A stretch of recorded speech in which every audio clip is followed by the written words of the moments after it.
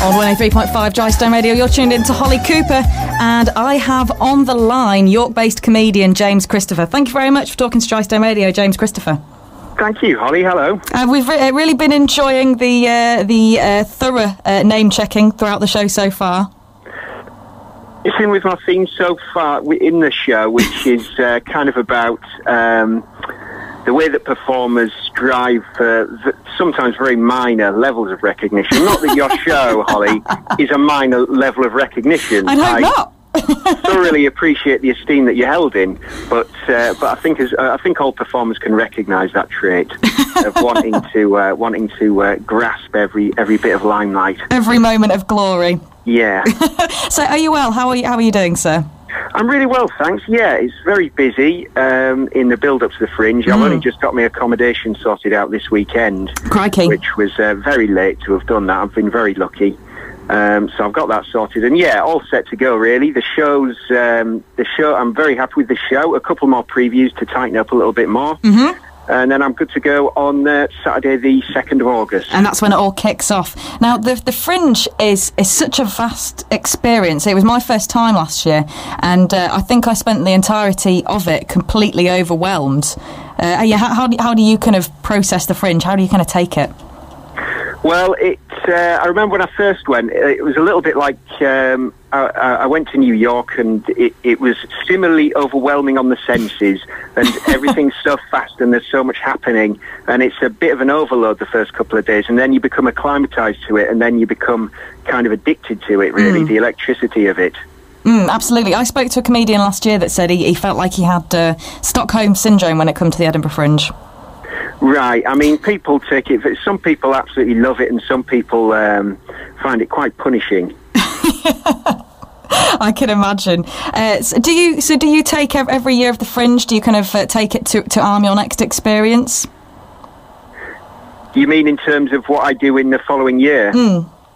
Yeah, definitely. I mean, every year as you get better, you find maybe you have another weapon to your arsenal, as it were. There's something that you can do that you didn't, or you do things in a different way that you didn't do last year. And then sometimes I look back on the previous year's show, because I always have, since I've been doing brand new shows every year, I've sold the previous year's show as a CD. So just before I go up to Edinburgh, there's a moment where I have to sort of reevaluate the last year's show, which is quite nice. It's quite interesting to see how differently I would have done things if I did them now. Yeah, absolutely. Now, tell us about Partially Sighted in all the big venues. Is this a metaphor, or is this something... tell us about the title, first of all. Well, I am partially sighted, and then it's kind of a pun on the idea of being seen in a small way in big venues. Right, okay. And it began as I saw a show last year. It was David Baddiel's show about fame. Yeah. And there's a couple of very high-profile acts that have done shows about fame, Ricky Gervais and Russell Brand. And I thought it'd be interesting to do a show about fame, but from the perspective of a very low level of fame and of a very low level of recognition. For example, being name-checked on Drystone Radio, perhaps, that kind of thing. That's in the show already. Okay, is it? Straight in the show. I'm glad we can contribute. So you're saying that is that what the whole show is based on? Is your life experiences of your recognition so far? Yeah, to some degree, but it turned into something else, which was well, I call it on the tagline of the poster, a celebration of human flaws, which. Fittingly enough, I misspelled, which was pointed out to me when I posted it on Facebook, which could have been a better placed mistake, really. That's irony in the whole concept of it. Isn't it just? My subconscious has a healthy level of irony, it would seem. So it became, I think, again, as you perform longer, especially if you do stand-up and it's comedy, when I started, that you want a level of recognition, you want a level of acceptance. And as you do it more, you realise that if you are creative, then probably there's something about you that's a bit odd, and that you really have to embrace that. You kind of, in the things that you reveal about yourself and the things you say about it, there's no point trying to cover anything up, or you have to have a level of candour, and that's kind of became this kind of stronger theme of the show. And it also, in having, I've got nieces, I'm an uncle. I don't have kids of my own, but I've got twins and a little boy as well. And I found that I like making them laugh, of course, and I'm an uncle, so that's my role very much, kind of being daft and making them laugh. And I found that the best way of making them laugh was just by being a bit stupid. And I realised that you can really make adults laugh by being stupid as well. And I compare a gig in Leeds, the Verve Comedy Cellar, and I compare there. So again, just being really silly and daft and playful is a really nice, especially when you're a compere and you're trying to kind of break the ice and create a sense of bonhomie and anarchy.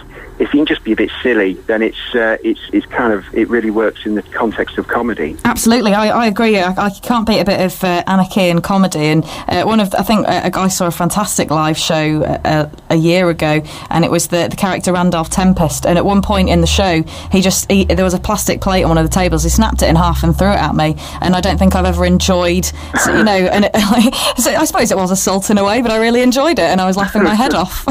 It's nice to be part of a performance. Absolutely. Now, is in the Edinburgh Fringe kind of write-up of the show, it cites that one of your influences is Daniel Kitson. That's right. Tell us a bit about kind of your style and his style, and how you kind of do you say give him a bit of a tip of the hat to him, or is it just on a personal level that you appreciate him? I'm a big fan of his, along with various other people, but it was actually a dastardly scheme which went wrong, because you're not allowed to sort of, in your Edinburgh listings, you're not allowed to lie about anything. You're not allowed to make up quotes. They will check everything. But if someone quotes you and they mention Daniel Kitson, then they will publish it. So as I knew that Daniel Kitson wasn't in the listings this year, I thought that if I could get his name into my listings, then when people were searching for him, then my show would come up. But on this year's website, it's only the titles that are searchable. So it was a dastardly scheme which went wrong. I'm more than happy with the quote, because I'm a big fan of Kitson.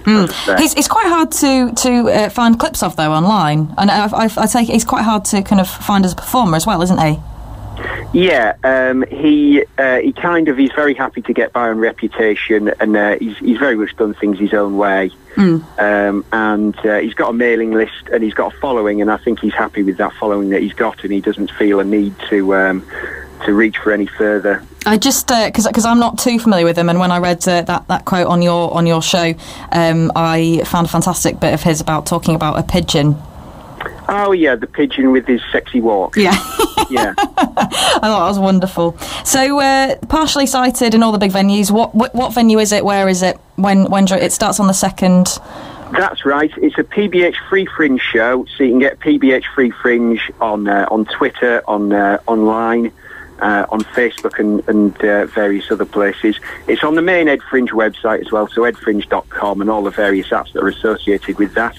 On Twitter, you can find me at JC Beermat. That's JC as in James Christopher, Beermat as in a beer mat. And it's at the Banshee Labyrinth, which is one of the nicest pubs in Edinburgh. It's in the downstairs room, the chamber room. Was it where you were last year? That's right. On the PBH Free Fringe, they allow you to retain your slot. If you're happy with your slot, then you've got first dibs on it, and that's it's a nice little thing that they do that I've taken advantage of for the 3rd year now. Is that there's a clip on the Ed Fringe site as well where you brought a flipboard in? Is that at that venue as well? Yeah, that's right. Yeah, that was from my show 2 years ago. I thought it was very funny. Go on the EdinburghFringe.com website to see the clip that I'm talking about. There's also that's right. On There's SoundCloud. a link to my SoundCloud clips. Wonderful. Okay, thank you. Do you want to give a quick plug to your Leeds night as well, James, while we've got you? Sure. Again, we're on Twitter. We're Comedy Cellar V. That's Comedy Cellar V, which is Verve Comedy Cellar. It's at the Verve Bar on Merrion Street in Leeds, and we're on tonight with Danny Deegan, Rahul Kohli, Lulu Rubens, Maxine Wade, and Nick Stebbs. Wow, fantastic! That's a great night. Yep, we're every Tuesday, and it's free entry. Wonderful. And finally, before you leave us, you've chosen a song to finish on. Can you tell us a bit about this song choice in particular? Yeah, every year I have an album which I listen to a lot when I'm putting the shows together, and last year it was Bankrupt by Phoenix, and when I listen back to that album it really takes me back to that time, that process of putting the show together. And this year a band I've seen a couple of times and an album I've been listening to is by Bombay Bicycle Club, and from it this is It's Alright Now. Fantastic. Thank you very much, James Christopher. Thank you, Holly.